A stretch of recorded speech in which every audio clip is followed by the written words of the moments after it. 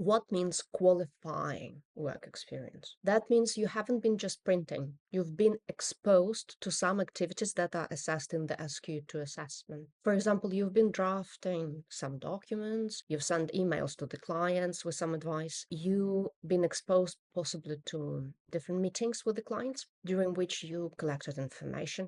If you appeared in the courts, which is less likely if you are not qualified, but still, maybe to some extent, and it depends from jurisdiction to jurisdiction, all that is qualifying work experience.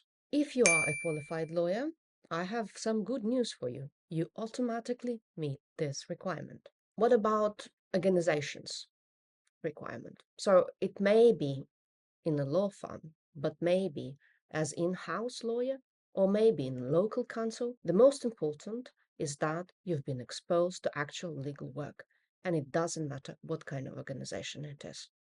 But it must be maximum 4 entities. Third point, length of time. When we talk about 2 years of qualifying work experience, don't take it literally.